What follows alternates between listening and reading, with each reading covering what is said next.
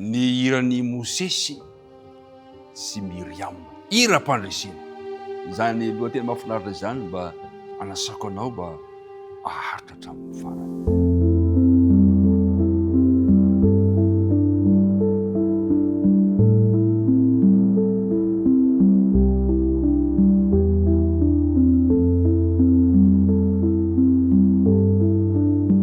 Amin'ny anaran'ilay tompo ty antsika indray no anolorana ny arahaba atolotra amin'ny fofefifaliana tsikitsiky be ifanofahofantanany satria tafahoana somatsara indray amin'izao fandarana mahafinaritra loatra izao tononona mandrakariva ho anao any ny fiadanan'ny tompo. Dia hivavaka isika raha andinika ny tenin'Andriamanitra.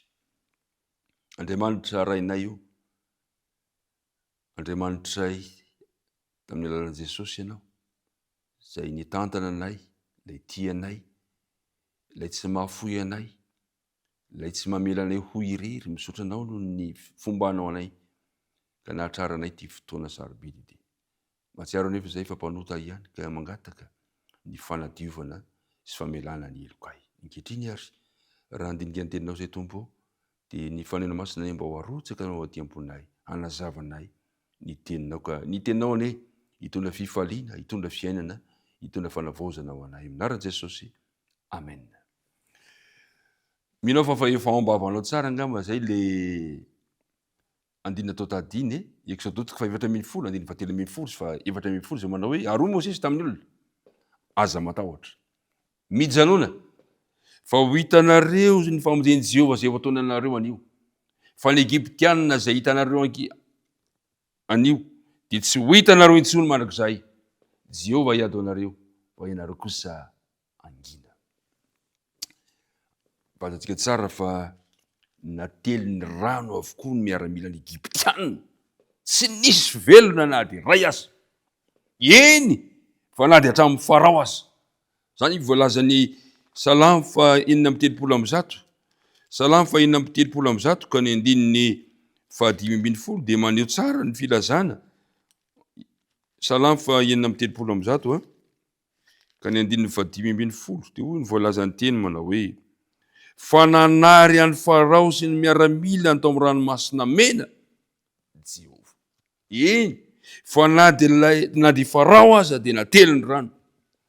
Faharesena mahagaga ny Egyptianina izany, ary nahagaga ny zareo, fa fanlesena kosa mitondra faliana ho an'ny vahoakan'Andriamanitra. Tsara fifarana ny fiainan'ny vahoakan'Andriamanitra. Ary tia hampahery anao raha mametraka ny fiainako am-pitanan'Andriamanitra, isika tsirairay avy, ho tsara fifarana ny fiainako, ny fiainanao. Inona le fifarana ny fiainana? Fiainana mandrakizay. Zay le tsara indrindra, zay manana Andriamanitra ao antsika. Ary fantatsika tsara, fa rehefa tafavoaka na tafita reto voakan'Andriamanitra reto, tsy voatana ny hafaliana, fa ny voaka tao ambavy avy hatrany ny fiderana an'Andriamanitra. Ny deran'i Jehova izy ireo, no ny mampiady mahery an'Andriamanitra, no tanterahan'i Jehova le hoe Jehova iady, fa ianareo kosa angina. Hita tamin'ny toe-javatra io, fa Jehova ilay Andriamanitra no manana ny tanjaka, ary dia ny irain'izy ireo zany herin'i Jehova izany, ny famonjeny. Ka hoy Mosesy amin'ny Exodote 4:10, anisan'ny tononkira izy io, 2:10, fa iza moa no tahaka anao amin'izay Andriamanitra? Iza moa no tahaka anao zay ankalazaina ny fahamasinana, dia raina amin'ny fatahorana mpanao fahagakana? Tsy misy afa-tsy ianao. Jehova, 2:11, Jehova anjaka mandrakizay doria. 5:11, Jehova no mpiady mahery, Jehova no anarany. 4:11, ny kalesin'ny Farao sy ny miaramilany natsepony ao amin'ny ranomasina, ary ny kapiteniny voafantina nasitriny ao amin'ny ranomasina mena.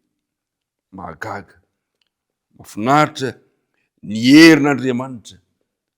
Tiako hampahery anao zany, fa ny Andriamanitra iangofo antsika io, Andriamanitra zay ivavahantsika io, Andriamanitra zay manana ny heriny afaka hamonjy anao sy ny ankohonanao.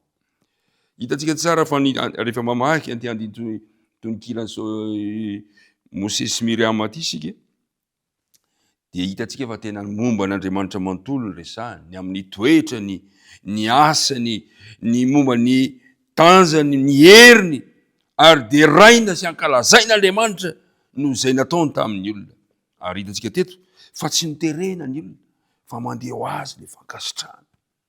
Tsy terena, tsy amboamboarina le fiderana, fa tena mipotra avy ao am-po fitiavan'i Kristy nanery an'ireto olona izay tena navotany Jehovah teto reto. Ary alay fisaran-tsaina ane zany vahoaka an'Andriamanitra miara-mihiry, fahagagana ane zany hoe vahoaka analikisa miara-midera an Jehovah, satria natsapa fa Jehovah niady fa izy ry kosa dinangina. Ao amin'ny Apokalipsia 10:10 dia misy an'izay toejavatra tahaka an'izany kio amin'ny fiafaran'ny diatsika eto amin'ny tany ity raha ho any amin'ilay fiainana mandrakizay. Dia zao no voalazany eo amin'ny andininy faharoa, Apokalipsia 10:10, andininy faharoa izy hoe, ary nahita fa indro nisy ranomasina fitaratra miaro afo, ary zay naresy ka afaka tamin'ny biby dia sy ny sariny sy ny isany anarany, dia nitsanga teo amoron'ny ranomasina fitaratra ny tanany lokangan'Andriamanitra,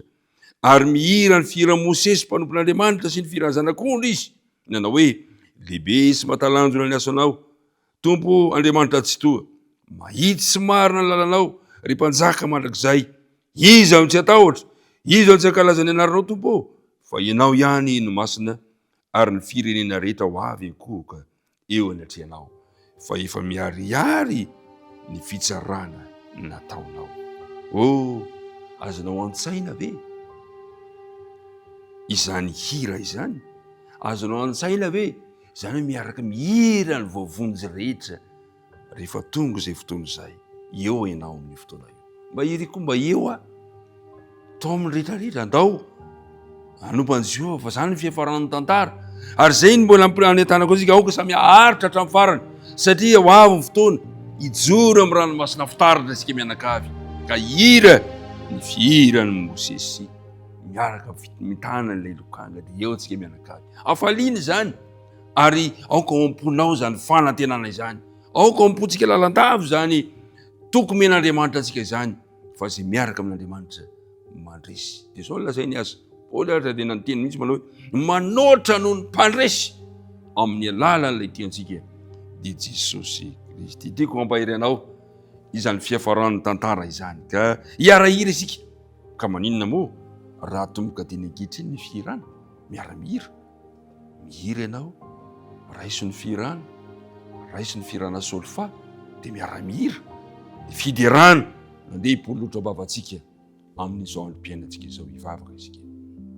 Ray malalo, indre zany hafalianay maheno an'izany fiafaran'ny tantara izany, mientanentana ny eo am-ponay, tsy andronay izy ahatonga amin'izany fotoana izany ka hijoroanay eo amin'ilay ranomasina fitaratra miaraka amin'ny voavonjy rehetra, dia ahitandry Mosesy izahay, ahitandry Arona, ahitandry vahoakanao izay tafita ny ranomasina mena. Tompo, aoka amponay izany fanantenana izany, ka izany no toy ny vy miaina manosika anay, anao ny tsara, hifikitra aminao, na ino kitranga, na ino kitona ny fiainanay. Dia tanterao ny fifalianay Andriamanitra, ary aza mafoy na masaraka anay ianao amin'ity tontolo andro ity momba anay. Anaran'i Jesosy. Amen.